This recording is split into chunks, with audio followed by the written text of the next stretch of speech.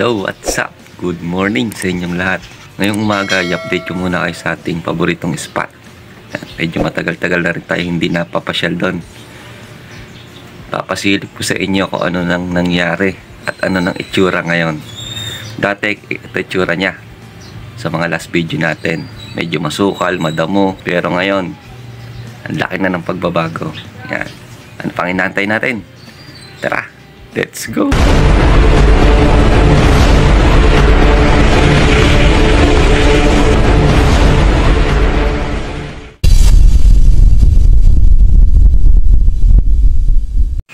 Yan guys, na tayo sa manukan ng aking pinsan, kay Michael De Leon. Yan, shout out sa'yo. Yan o, kasama natin lagi sa ating biyahe, si Francis De Leon. Dito tayo sa ating backyard, sa likod, sa ating paboritong spot.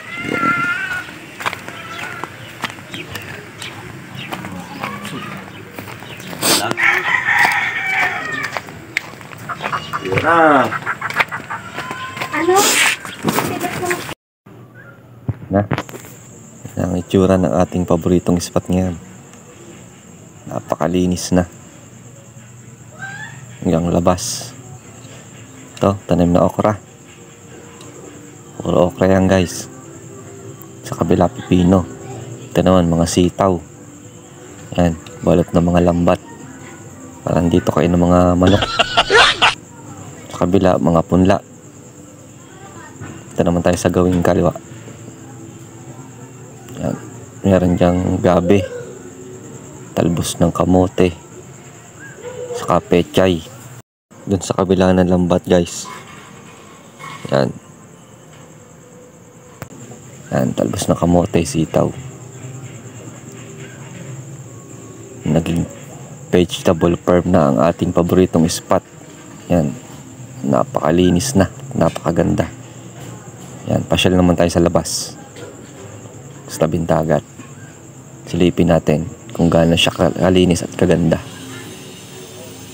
Yan, wala na siyang water lily. Nalinis na. Yan, yan ating paboritong bangka, oh. Naupuan. Yan. Sa kabila, farm na rin yon, yung kabilang yon. Farm ng pipino guys. Puro pipino lang ang tanim. Yan. Laki ng babaw ngayon ng tubig. Napakaganda dito tumambay. Pwede kayong pumasyal dito guys kung gusto nyo. Pwede kayo dito magluto, mag-fishing. Kung nais yung pumasyal dito guys sa aking paboritong spot para mag-fishing, PM nyo lang ako sa aking messenger, Nico Puwa. Search nyo lang. Yun nga guys, hanggang dito lang muli tayo. Susunod na rin ang ating mga shoutout.